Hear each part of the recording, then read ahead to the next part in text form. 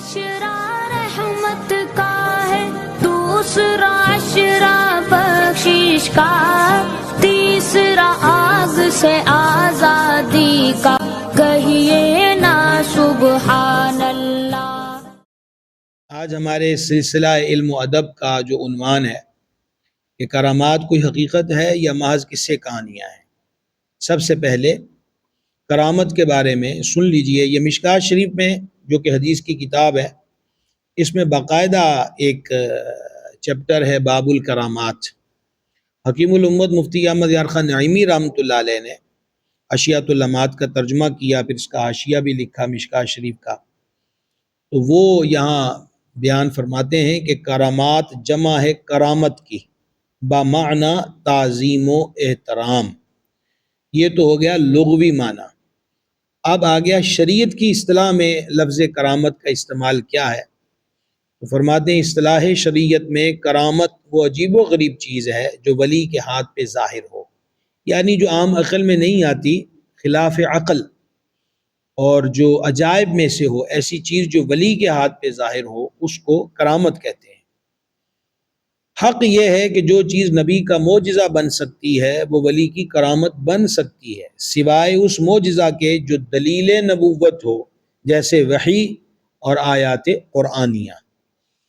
قرآن کریم میں دیکھیں تو ہمیں کرامات کا تذکرہ ملتا ہے، جیسا کہ سیدنا سلیمان علی نبینا الکریم وعلیہ الصلاۃ والتسلیم کا یہ فرمانا کہ تخت بلقیس چاہیے، اور وہ اتنی دور تک تخت بلقیس کو جو بند کمروں سے لانا، اور پھر نہ صرف یہ کہ ایک جن نے کہا کہ میں لے آتا ہوں اور محفل کے ختم ہونے سے پہلے پیش ہو جائے گا، اور پھر فرمایا کہ وہ کھڑا ہوا جس کو ہم نے کتاب میں سے علم دیا۔ اور محدثین اس کو بیان کرتے ہیں کہ وہ آپ کے صحابی اور اس امت کے ولی حضرت آصف تھے رضی اللہ تعالیٰ عنہ، جو پلک جھپکنے سے بھی پہلے اتنی دور سے اس تخت بلقیس کو لے آئے۔ اسی طرح اور بہت سارے واقعات ہیں فی زمانہ جہاں بہت سارے حقائق کا بڑی ڈٹائی کے ساتھ اور بہت زیادہ اضطرابی کیفیات پیدا کرنے کے لب و لہجے میں کرامات کا انکار کیا جاتا ہے۔ ہماری نئی پیڑھی، نئی نسل کہ جنہوں نے ابتدا ہی موبائل کو دیکھتے ہوئے کی ہے، اور اسی اسکرین پر یوٹیوب یا فیس بک کی صورت میں وہ دیکھتے اور سنتے ہیں اور اسی کو فالو کرتے ہیں، نہ انہوں نے وقت نکالا اور وقت کے مواقع اگر ان کو ملے ہیں اور نہ ان کی طرف متوجہ ہوئے، اس لیے وہ ان جیسے بھیانک نظریات کی طرف چلے گئے۔ اور اس انداز پر گزشتہ چند سالوں میں واویلا مچایا گیا کہ جیسے کرامات جو ہیں، مثلا حضور غوث پاک سرکار کی، حضور داتا سرکار، حضور بابا فرید سرکار، سرکار نظام پاک و دیگر اولیاء رحمہم اللہ علیہم، تو ان کو محض قصے کہانیاں اور طلسماتی قصے کہانیاں کہہ کر مذاق اڑایا جاتا ہے اور ان کا انکار کیا جاتا ہے۔ کیا کرامات اولیاء کا جو ثبوت ہے وہ کتب احادیث میں موجود ہے؟ کیا جو پچھلی امتوں میں اولیاء صلحاء گزرے ان سے بھی کرامات ظاہر ہوتی تھی؟ عمومی طور پر ایسا ہوتا ہے کہ بات کرنے والے یہ کہتے ہیں کہ کہیں بھی نہیں ہے۔ اب ظاہری بات ہے کہ جن کو یہ کہا جا رہا ہے کہ کہیں بھی نہیں ہے، اب نہ وہ کتب احادیث سے شغف رکھتے ہیں کہ کھولیں، پڑھیں اور سمجھیں، اس لیے بس ون سائیڈڈ کارروائی کے تحت وہ نظریات حق سے کہیں دور نکل جاتے ہیں۔ صحیح بخاری میں امام بخاری رحمہ اللہ نے ایک چیپٹر باندھا ہے جس کا عنوان ہے کتاب احادیث الانبیاء۔ اس میں ایک حدیث مبارک ہے جس کا نمبر ہے 3436، اور اس حدیث شریف کو امام بخاری رحمۃ اللہ علیہ نے اس سے پہلے 1206 یعنی 1206 پہ بھی، اور اس کے علاوہ اور بھی مقامات پر امام بخاری رحمۃ اللہ علیہ ترجمۃ الباب کے تحت مختلف عنوانوں کے تحت وہ اس حدیث پاک کو لے کر آئے۔ اس کے راوی سیدنا ابو ہریرہ رضی اللہ تعالی عنہ ہیں۔ عن النبی صلی اللہ تعالی علیہ وسلم قال لم يتکلم فی المہد الا ثلاثۃ، سید عالم علیہ الصلوۃ والتسلیم نے ارشاد فرمایا کہ گہوارے میں دودھ پیتی عمر میں 3 بچوں نے کلام کیا ہے۔ پہلا عیسیٰ علی نبینا علیہ الصلوۃ والسلام، دودھ پیتی عمر میں، گہوارے کی عمر میں یہ کلام کرنے والی ذات اللہ کے جلیل القدر نبی حضرت عیسیٰ علیہ السلام کی ذات ہے، جن کا تذکرہ اللہ تبارک و تعالی نے قرآن کریم میں فرمایا۔ آپ سورہ مریم کو دیکھیں۔ اور دوسرا میرے آقا علیہ السلام نے بیان فرمایا، یہ تو ہو گیا نبی کا معجزہ۔ آگے فرمایا وَكَانَ فِي بنی اسرائیل رَجُلٌ، بنی اسرائیل میں ایک شخص تھا، یقال لہ جریج، جن کو جریج کہا جاتا تھا۔ اب یہ کسی نبی کی بات نہیں ہو رہی، بلکہ بنی اسرائیل کے ایک مرد صالح کی، اور آج کے جدید لفظوں میں جو ہم لفظ زیادہ سمجھ پاتے ایک ولی کی بات ہو رہی ہے۔ فرمایا کان یصلی، اصل میں حضرت جریج رحمہ اللہ نے اپنا گھر بار چھوڑ کر ایک سادہ سی کٹیا بنا لی، ایک چھوٹا سا کمرہ، اور انہوں نے راہبانیت اختیار کر لی، یعنی سب سے کٹ کر اللہ تبارک و تعالیٰ کی عبادت میں مصروف ہو گئے۔ کبھی کبھی ان کی والدہ، آخر ماں ہے، ان سے ملنے جاتی تھی اور وہ بات چیت بھی ہو جاتی تھی۔ تو ایک دن ان کی والدہ ان سے ملنے گئی۔ آقا علیہ السلام فرماتے ہیں کان یصلی جاءتہ امہ، کہ یہ جو جریج تھے یہ نماز پڑھ رہے تھے کہ ان کی والدہ آ گئیں، فدعتہ، اور انہوں نے دعوت دی، آواز دی اپنے بیٹے جریج کو، فقال اجیبوها او اصلی، تو حضرت جریج نے کہا، اور یہ کہنا ان کا دل میں تھا کہ میں اپنی یہ جو نماز ہے، نوافل ہیں، ان کو جاری رکھوں یا والدہ جو آواز دے رہی ہیں میں اپنی والدہ کو اس کا جواب دوں۔ تو یہ 1 2 3 مرتبہ انہوں نے آوازیں دی، والدہ صاحبہ جلال میں آ گئیں اور انہوں نے جواب نہیں دیا، وہ نماز پڑھ رہے تھے۔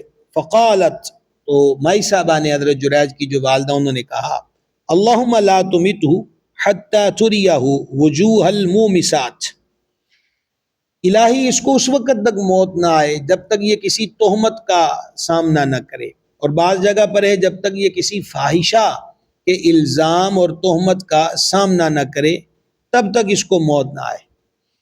کوشش کیا کریں کہ ماں باپ کی بد دعا اپنے کھاتے میں نہ آئے۔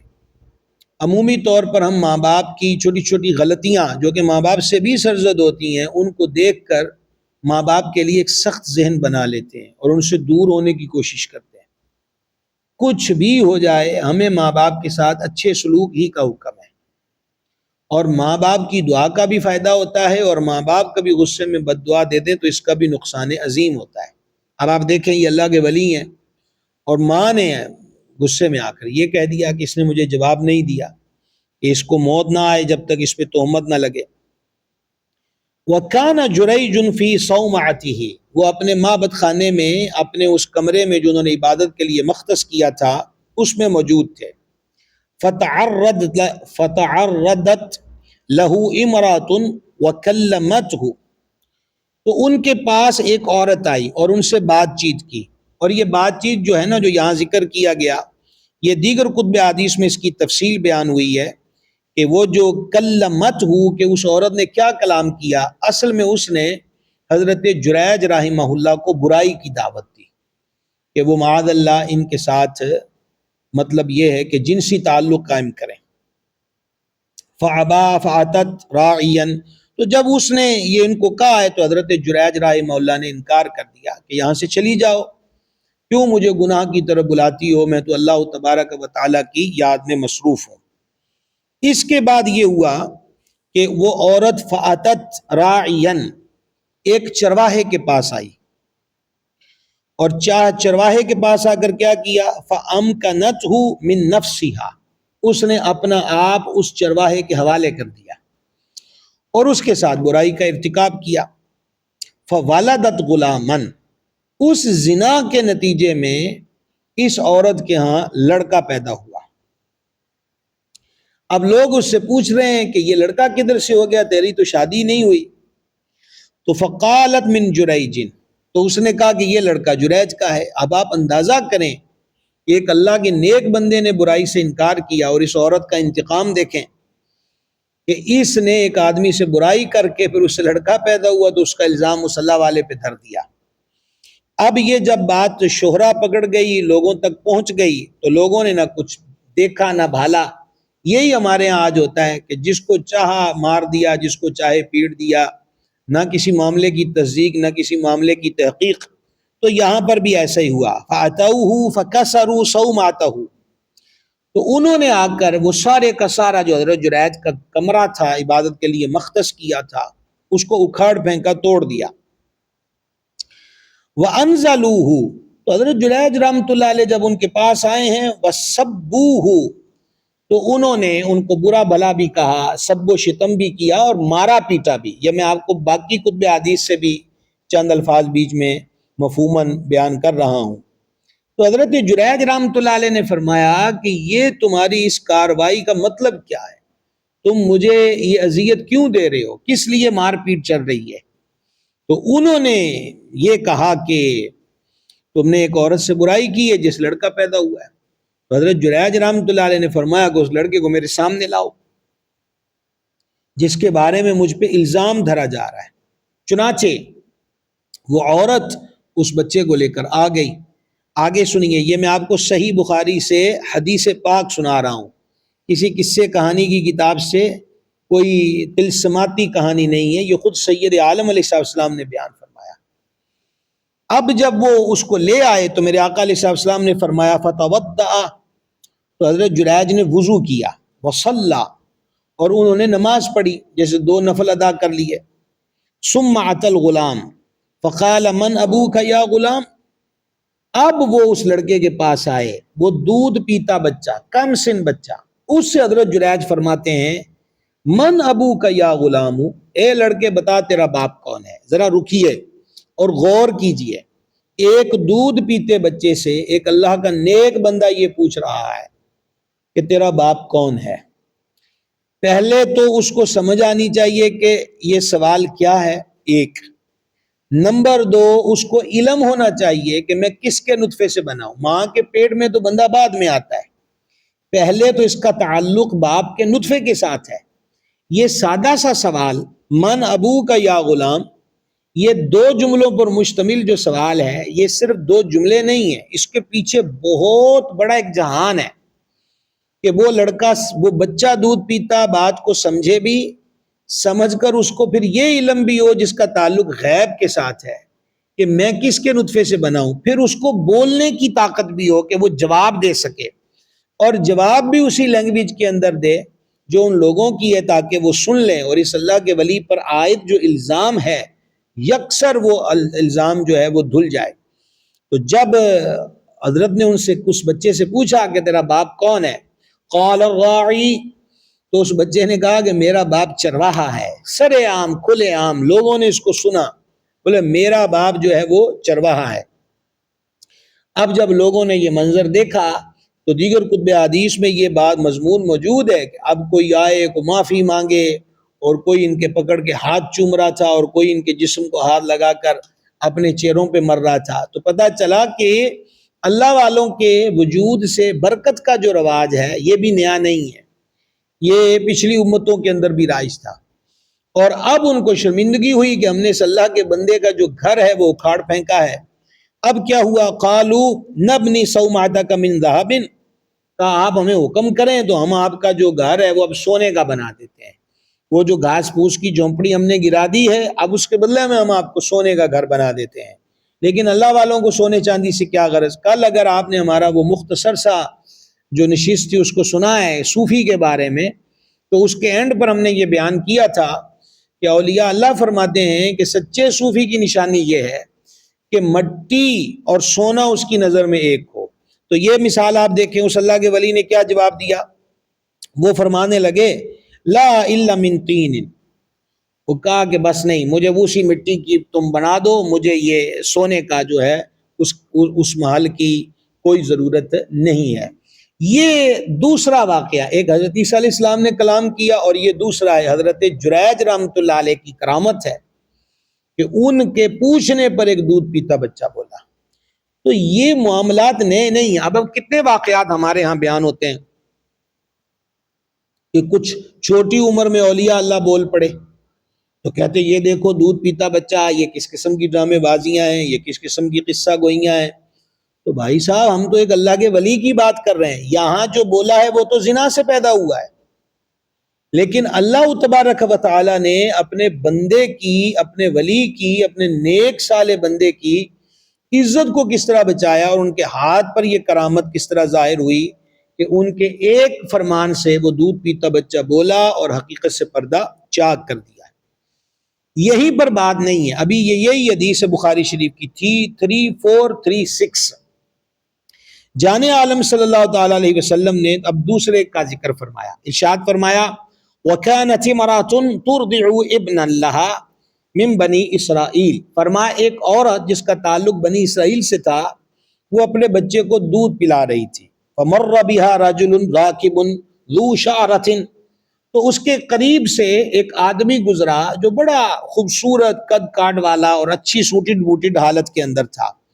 ماں نے جب اس شاہ سوار کو دیکھا تو ماں نے کہا فقالت اللہم اجعل ابنی مثلہ، اے میرے مالک میرے بیٹے کو ایسا ہی بنا دینا، یعنی یہ بھی بڑا ہو کر خوبصورت قد کاٹ، امیری کی حالت، اچھے کپڑے، اچھی سواری پر ہو۔ میرے کریم صلی اللہ تعالی علیہ وسلم نے فرمایا کہ جب اس ماں نے یہ دعا مانگی نا فَتَرَكَ ثَدْيَهَا، اس وقت وہ بچہ ماں کا دودھ پی رہا تھا، اس نے ماں کا دودھ پینا چھوڑا۔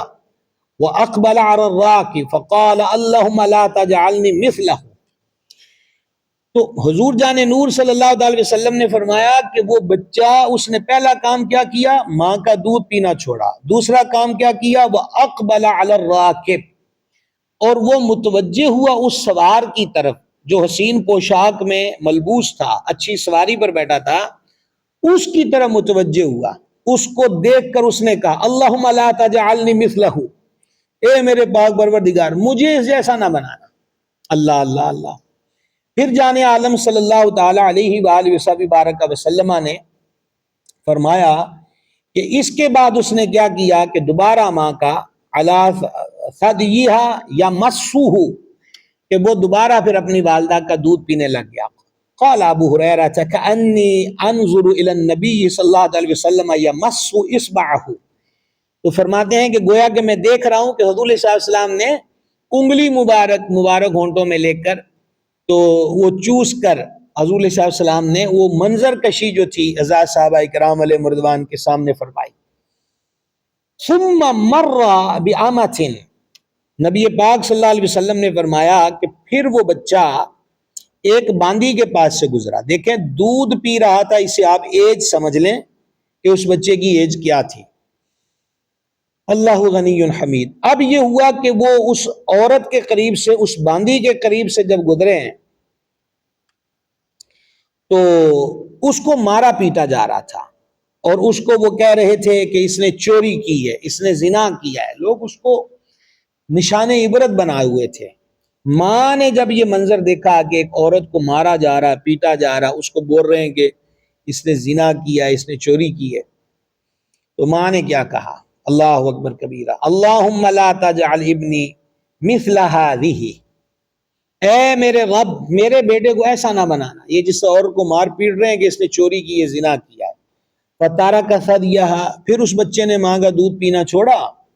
فقال، اور کہا اللہم اجعلنی مثلہا، اے میرے رب مجھے ایسا ہی بنانا۔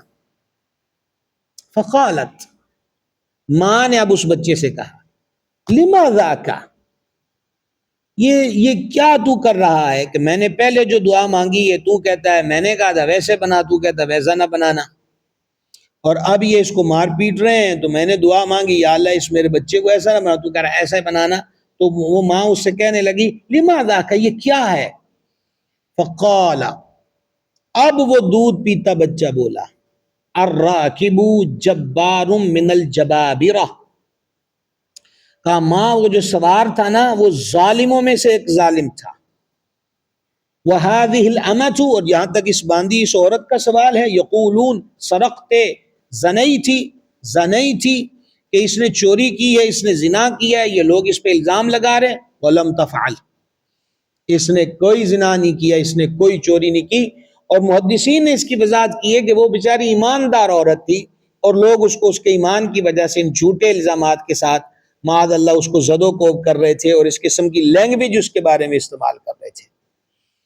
اب ماں نے جب اس آدمی کو دیکھا ہے، گرامی قدر حضرات ذرا غور کیجئے گا، ماں نے جب اس بندے کو دیکھا ہے تو کیا ہوا؟ رجل راکب ذو شارۃ، کہ وہ جو بندہ وہاں سے گزرا ہے وہ اچھی پوشاک کے اندر ملبوس تھا، اس کا ظاہر بہتر تھا، کوئی اس کے ماتھے پر بورڈ نہیں لگا ہوا تھا، کوئی اس کے سینے پہ بیج نہیں لگا تھا کہ یہ ظالموں میں سے ایک ظالم ہے، وگرنہ وہ ماں پہلے ہی نہ دعا کرتی۔ ماں کو اس کا علم نہیں ہے، لیکن دودھ پیتے بچے کو پتا ہے کہ یہ جو آدمی جا رہا ہے یہ ظالموں میں سے ظالم ہے۔ سارے علاقے والوں نے شور ڈالا ہوا ہے اور ایک ایمان والی عورت کو مار رہے ہیں، پیٹ رہے ہیں، اس نے زنا کیا، اس نے چوری کی ہے، لیکن بچہ کہہ رہا وَلَمْ تَفْعَلْ، اس نے ایسا نہیں کیا۔ آپ مجھے یہ بتلائیے، ایک تو باطن کو جان لینا کہ وہ ظالموں میں سے ہے، دوسرا غیب کی خبر یہ دینا کہ معاشرہ چیخ کر بول رہا ہو کہ اس نے زنا کی ہے، چوری کی ہے، لیکن وہ دودھ پیتا بچہ کہہ رہا ہے ماں اس نے تو یہ اس کی ظاہری حالت دیکھ کے ڈری، اور جو میں نے کہا نا مجھے ایسا بنا دینا، تو میں اس کے ایمان کی وجہ سے کہہ رہا ہوں کہ مجھے بھی ایسا قوی ایمان کی دولت عطا کر کہ جو لوگوں کے ظلم کو بھی سہ رہی ہے لیکن پھر بھی ایمان کی حالت پر قائم ہے۔ گرامی قدرات، یہ میں نے آپ کو ایک حدیث مبارک صحیح بخاری شریف سے سنائی، آپ اس پہ غور کریں تو کیا آپ اس کا انکار کر دیں کہ بچے کو کیسے پتہ چل گیا کہ وہ ظالموں میں سے ظالم اور جابروں میں سے جابر ہے؟ اور بچے کو کیسا پتہ چل گیا کہ نہیں اس نے چوری نہیں کی، اس نے زنا نہیں کیا؟ اللہ تعالیٰ جب علم بخشے تو دودھ پیتے بچوں کو اتنا علم بخشتا ہے، سوچئے اس نے اپنے نبیوں اور رسولوں کو کیا شانیں بخشی ہوں گی، اور پھر اولیاء اللہ، اور اولیاء اللہ بھی اس امت کے سید عالم علیہ السلام کی امت کے، ان کو اللہ جل جلالہ نے کیا مقام عطا فرمایا ہوگا۔ آپ یہ دیکھیں صحیح مسلم کے اندر 5377 حدیث مبارک ہے، اور امام مسلم رحمہ اللہ نے اس کا جو باب باندھا ہے، یہ باب باندھا ہے قصتی اصحاب الاخدود والساحر والراہب والغلام، کہ گھاٹی والوں کا قصہ، اور اس میں بیان کیا گیا ایک ساحر جادوگر کا، ایک راہب کا، اور ایک لڑکے کا بیان۔ اس کو بھی آپ تھوڑا سا توجہ کے ساتھ سن لیجئے گا۔ یہ حضرت شہیب رضی اللہ تعالیٰ عنہ سے حدیث مبارکہ مروی ہے کہ نبی پاک علیہ السلام نے فرمایا کہ تم سے پہلے لوگوں میں ایک بادشاہ تھا اور اس کا ایک جادوگر تھا، جب جادوگر بوڑھا ہو گیا تو اس نے بادشاہ سے کہا کہ میں بوڑھا ہو گیا ہوں، میری طرف کو لڑکا بھیج کہ میں اس کو جادو سکھاؤں۔ بادشاہ نے اس کی طرف ایک لڑکا بھیجا جسے وہ جادو سکھاتا تھا۔ جب وہ لڑکا جاتا تو اس کے راستے میں ایک راہب تھا، راہب جیسے ابھی حضرت جریج کی بات ہوئی ہے، عقیدہ توحید پر قائم، لوگوں سے الگ تھلگ ہو کر اللہ تعالیٰ کی عبادت میں مصروف رہنے والے۔ تو وہ لڑکا آتے جاتے اس راہب کے پاس بیٹھ جاتا، تو جب ساحر کے پاس تاخیر سے جاتا تو وہ اس کو پیٹتا۔ لڑکے نے اس اللہ والے سے شکایت کی تو اس نے کہا جب تمہیں اس جادوگر سے خوف ہونا تو اس کو بتانا کہ مجھے گھر والوں نے روک لیا تھا، اور جب تجھے گھر والوں سے ڈر ہو تو کہہ دینا کہ مجھے جادوگر نے روک لیا تھا۔ یہ معاملہ اسی طرح تھا کہ اسی اثناء میں ایک عظیم جانور پر وہ گزرا جس نے لوگوں کا راستہ روک لیا تھا۔ اس نے کہا کہ آج میں دیکھتا ہوں کہ کیا جادوگر افضل ہے یا یہ راہب افضل ہے۔ تو اس نے ایک پتھر پکڑا اور کہا اے اللہ، اگر تجھے راہب کا عمل، عقیدہ، ایمان پسند ہے تو اس جانور کو قتل کر دے حتیٰ کہ لوگ گزر جائیں۔ تو اس نے وہ پتھر اس کو مارا اور اس کو قتل کر دیا، لوگ گزر گئے۔ پس وہ راہب کے پاس آیا اور اس کو آ کر یہ واقعہ سنایا، تو راہب نے اس کو کہا اے بیٹے، آج تو مجھ سے افضل ہے، تیرا مرتبہ وہاں پہنچ گیا ہے جو میں دیکھ رہا ہوں، اب تجھے مصیبت میں گرفتار کیا جائے گا، اگر تجھے مصیبت میں مبتلا کیا گیا تو کسی کو میرا پتہ نہ بتانا۔ اب اگر آپ یہاں تک سمجھ گئے تو اب ایک سطر دل کے کانوں سے سنیے گا۔ یہ نوجوان لڑکا ہے پچھلی امت کا، اور پہلے اس کو کنفرم نہیں تھا۔ جادوگر تو ہر چیز ہتھیلی پہ، جس کو کہتے ہیں نا سرسوں جما کے دکھانا، راہب کی ساری باتیں غیب کی تھی، وہ ایک رب کی بات کر رہا تھا، اور جو بادشاہ اس دور کا تھا وہ خود لوگوں سے سجدہ کرواتا تھا۔ ایسے میں اس کو اس واقعے کے ذریعے سے اور تقویت مل گئی، جو ایک پتھر سے وہ بلا ڈھیر ہو گئی اور لوگوں کا راستہ کھل گیا۔ اب میرے آقا و مولا صلی اللہ تعالی علیہ وسلم نے اس لڑکے کے بارے میں بیان فرمایا وَكَانَ الْغُلَامُ يُبْرِئُ الْأَكْمَحَ وَالْأَبْرَصَ، کہ وہ جو لڑکا تھا مادرزاد اندھے اور برس یعنی کوڑی والے کو ٹھیک کرتا تھا۔ صرف یہی نہیں، وَيُدَاوِي النَّاسَ مِنْ صَائِرِ الْأَدْوَاءِ، اور لوگوں کی تمام جو بیماریاں تھیں ان کا علاج کرتا تھا۔ نمبر 1 یبرئ الاکمہ، مادرزاد اندھوں کو ٹھیک کرتا تھا۔ یہ میں آپ کو حضرت عیسیٰ علیہ السلام کا واقعہ نہیں سنا رہا، صحیح مسلم سے 5377 حدیث مبارک ہے، صحیح مسلم سے پچھلی امت کے ایک نوجوان کی بات، جو مرد صالح ہے، جو اللہ تبارک و تعالیٰ پر ایمان رکھنے والا ہے، یہ اس کی بات ہے۔ وہ کیا کر رہا ہے؟ یبرئ الاکمہ، کہ وہ مادرزاد اندھے کو ٹھیک کر رہا ہے، والابرص، اور برس زدہ کو، کوڑ زدہ کو ٹھیک کر رہا ہے، وَيُدَاوِي النَّاسَ مِنْ صَائِرِ الْأَدْوَاءِ، اور لوگوں کی تمام بیماریوں کا علاج کرتا تھا۔ یہ دیکھیے کہ یہ کرامت اگر آج حضور غوث پاک داتا سرکار گنج شکر و دیگر اولیاء رحمہ اللہ علیہم کے بارے میں کہی جائے تو لوگ تالی بجائیں، ہنسے اور مذاق کر کے بند کمروں میں کلپ بنائیں گے یہ تو کہانیاں ہیں، ان کا کیا ثبوت ہو سکتا ہے، یہ کیسے ہو سکتا ہے؟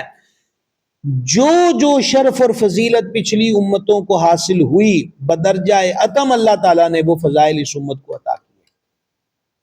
ہم ماہ رمضان شریف میں موجود ہیں، الحمدللہ ابھی شب قدر آنے والی ہے، یہ خاص انعام بھی پچھلی امتوں پر خاص فضیلت ہمیں عطا کی گئی کہ خیر من الف شہر، ایک رات ایسی دے دی جو 1000 مہینوں کی عبادت سے بھی بہتر اجر و ثواب اس بندے کی جھولی میں ڈالا جائے گا۔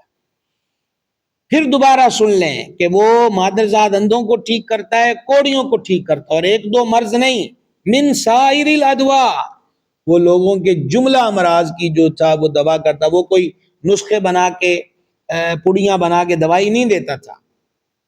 اب مزید غور سے سنیے گا، اتفاق یہ ہوا کہ اسی بادشاہ کا ایک مصاحب خاص نبینا ہو گیا، تو اس نے اس کے متعلق سنا تو وہ بہت زیادہ تحفے لے کر اس نوجوان کے پاس آ گیا اور کہا اگر تو مجھے شفا دے دے تو یہ تیرے لیے سارے کے سارے تحفے ہیں۔ اب دیکھیے اللہ والوں کی بولی بھی ہمیشہ ایک ہی رہی ہے۔ ہمارے یہاں اصل میں یہ ہوا ہے کہ شعبدہ باز، جال ساز اور تعویذ عملیات والوں کو لوگ نتھی کر رہے ہیں اللہ والوں کے ساتھ۔ اللہ والوں کا یہ سٹائل نہیں ہے، اللہ والوں کا یہ طریقہ نہیں ہے۔ ہم جو دفاع میں گفتگو کر رہے ہیں وہ اہل اللہ کی بات کر رہے ہیں، ہم جادوگروں کی بات نہیں کر رہے، عملیات والوں کی نہیں کہ کایا پلٹ دیں گے اور شادی ہو جائے گی اور محبوب قدموں میں آ جائے گا اور ویزا مل جائے گا اور نیشنلٹی مل جائے گی، نہ نہ نہ نہ نہ، یہ نہیں ہے۔ آپ ذرا غور کریں تو اس نے یہ کہا کہ اگر تو مجھے شفا دے دے تو یہ سارے کے سارے جو انعامات ہیں اور جو میں مال و زر تمہارے پاس لے کر آیا ہوں یہ سارے کے سارے تمہیں دے دوں گا۔ تو کیا کمال کی بات کہی اس مرد صالح نے، اس نے کہا کہ قال ولک رب غیری قال ربی و ربک اللہ، اور اس سے پہلے اس نے یہ کہا کہ شفا دینے والی جو ذات ہے نا وہ اللہ تبارک و تعالیٰ کی ذات ہے، اگر تو اللہ تعالیٰ پر ایمان لے آئے گا تو تجھے اس شفا میں سے حصہ مل جائے گا۔ اللہ اکبر کبیرہ۔ اور کروں گا میں کیا؟ میں اللہ تعالیٰ سے دعا کروں گا تو اللہ تبارک و تعالیٰ تمہیں شفا دے دے گا۔ ہم یہاں پر کہتے ہیں کہ بزرگوں کی دعاؤں سے تقدیریں بدل جاتی ہیں، دیکھیں وہ کیا کہہ رہے ہیں، انہوں نے کہا کہ فَإِنْ أَنْتَ آمَنْتَ بِاللَّهِ دَعَوْتُ اللَّهِ، اگر تو ایمان لے آئے گا اللہ پر تو میں پھر اللہ سے دعا کروں گا، تو پھر کیا ہوگا؟ فَشَفَاكَ، تو اللہ تجھے شفا دے دے گا۔ یہ جو ہم کہتے ہیں کہ اللہ والوں کی دعاؤں سے تقدیریں بدل، اب تقدیر کیا ہے؟ وہ اندھا ہو چکا ہے، اور تقدیر کا بدلنا کیا؟ اس کو آنکھیں چاہیے۔ چنانچہ میرے آقا و مولا صلی اللہ تعالی علیہ وآلہ وسلم وبارک وسلم نے ارشاد فرمایا کہ وہ اللہ پر ایمان لے آیا، اللہ نے اس کو شفا دی۔ وہ بادشاہ کے پاس آیا اور آ کر بیٹھ گیا جس طرح پہلے بیٹھتا تھا۔ بادشاہ نے پوچھا کہ تمہاری بینائی تمہاری طرف کس نے لوٹائی؟ اس نے جواب دیا میرے رب نے۔ تو بادشاہ نے کہا میرے سوا بھی تیرا کوئی رب ہے؟ تو اس نے جواب دیا ہاں، تیرا اور میرا رب اللہ ہے۔ اس بادشاہ نے اس کو پکڑ لیا اور وہ اس کو مارتا رہا، سزا دیتا رہا، جب تک کہ اس وزیر نے، اس امیر نے جس کو آنکھیں ملی تھی، اس نے لڑکے کا نہیں، جوان کا، مرد صالح کا نہیں بتا دیا۔ بات کو مزید مختصر کیجئے، وہ لڑکے کو پکڑ کر لے آئے اور بادشاہ نے کہا تیرا جادو اس حد تک پہنچ گیا ہے کہ تم مادرزاد اندھوں اور برس والوں کو شفا دیتا ہے، تم یہ کرتے ہو، یہ کرتے ہو۔ تو لڑکے نے کہا میں کسی کو شفا نہیں دیتا، شفا تو میرا مالک دیتا ہے۔ تو بادشاہ نے اس کو پکڑ لیا اور اس وقت تک اس پہ تشدد ہوا، تکلیف ہوئی، اس سے مزاحمت کی گئی، یہاں تک کہ اس لڑکے نے راہب کا پتہ بتا دیا، راہب کو پکڑ لیا گیا۔ اب راہب سے یہ کہا جا رہا ہے کہ تو اپنے دین سے پلٹ جا، تو راہب نے انکار کر دیا۔ بادشاہ نے آرا منگوایا اور اس نے اس کے سر کے درمیان آرا رکھ دیا اور اس کو چیرا، یہاں تک کہ راہب کے 2 ٹکڑے ہو کر گر پڑے۔ پھر بادشاہ نے اپنے مصاحب وزیر کو بلایا، کہا تم پلٹ جاؤ، واپس آ جاؤ اسی دھرم پر۔ اس نے بھی انکار کر دیا۔ تو بادشاہ نے آرا اس کے سر کے درمیان رکھا اور اس کو چیرا، یہاں تک کہ اس کے بھی 2 ٹکڑے ہو گئے۔ پھر اس لڑکے کو لایا گیا، کہا واپس آ جاؤ، اس نے بھی انکار کر دیا۔ تو بادشاہ نے قہر ڈھاتے ہوئے اپنے چند سپاہیوں کو وہ کے حوالے کر دیا اور کہا کہ فلاں پہاڑ پہ لے جاؤ اور پہاڑ کے اوپر لے جاؤ، اور جب چوٹی پر پہنچو تو پھر اس کو کہنا کہ تم اپنے دین سے پلٹ جاؤ، اگر نہ پلٹے تو پھر تم نیچے پھینک دینا۔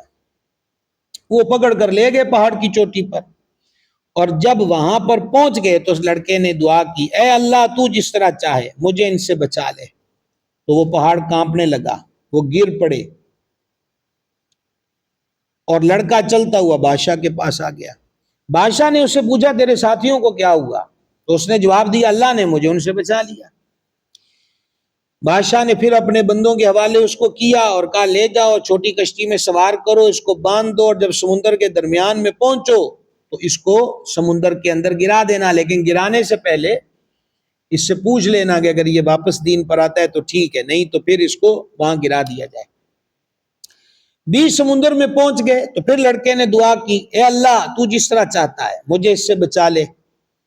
تو کشتی جو ہے وہ ان سب کے لیے الٹ گئی اور وہ سارے کے سارے جو تھے وہ غرق ہو گئے، اور لڑکا جو ہے زندہ بچ کر پھر بادشاہ کے پاس آیا۔ بادشاہ نے پوچھا کیا بنا وہ تیرے ساتھ جو میں نے بھیجے تھے؟ کہا وہ اپنے انجام کو پہنچ گئے اور میرے رب نے مجھے ان سے بچا لیا۔ بادشاہ پریشان ہو گیا۔ لڑکے نے اس بادشاہ سے کہا اس طرح تو مجھے قتل نہیں کر سکتا، یہاں تک کہ تو وہ نہ کرے جس کا میں تجھے حکم دوں۔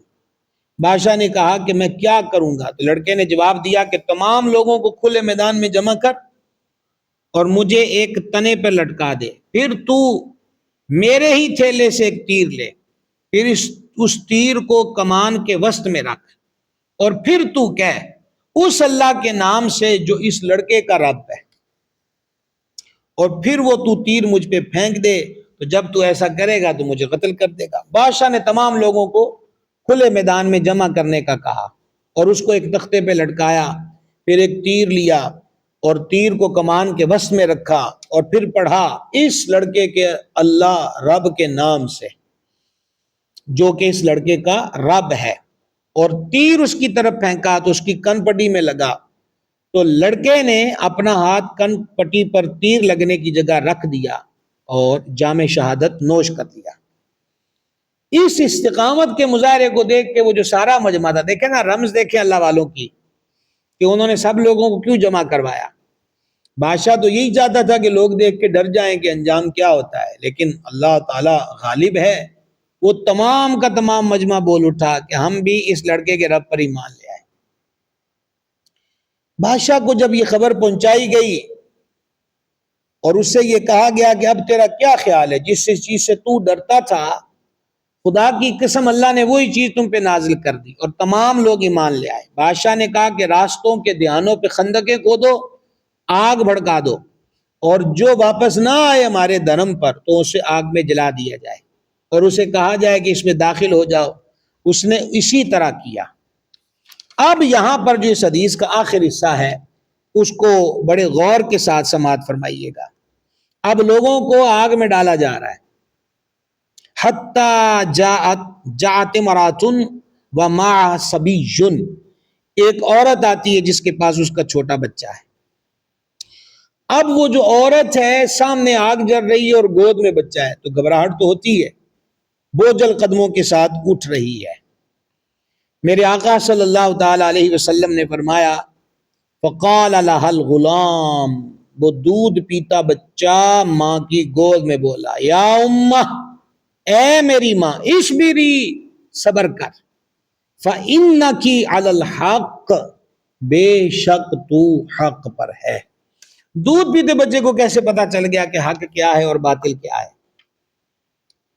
اور اس کو کیسے پتا چل گیا کہ میری ماں گھبرا رہی ہے اور پریشانی کے ساتھ قدم بڑھا رہی ہے؟ آپ غور کریں، اس سے مسلم کی حدیث 5377 سے کتنی کرامات کا ثبوت ہوا. مادرزاد اندھوں کو ٹھیک کرنا، کوڑیوں کو شفا دینا، جملہ بیماروں کا علاج کرنا، پھر اس کے بعد پہاڑ سے زندہ پلٹ آنا، سمندر سے زندہ پلٹ آنا، اس کے بعد اس بچے کا ماں کی گود کے اندر اس طریقے سے کلام کرنا. تو آج میں نے آپ کو 2 حدیثیں سنائی ہیں صحیح بخاری اور صحیح مسلم سے.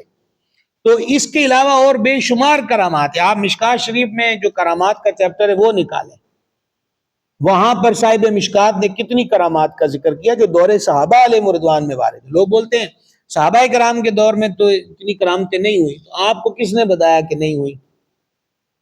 تو ہم نے کہیں نہیں پڑھا. تو ہمارا سوال یہ کہ آپ نے پڑھا کیا تھا؟ کتنی کتابیں آپ پڑھ چکے؟ دور کیا جائیے، صحابہ کرام علیہم رضوان کے حالات پر جو محدثین نے کتابیں لکھی ہے، مثلا اسد الغابہ ہے، کیا وہ پڑھ لی؟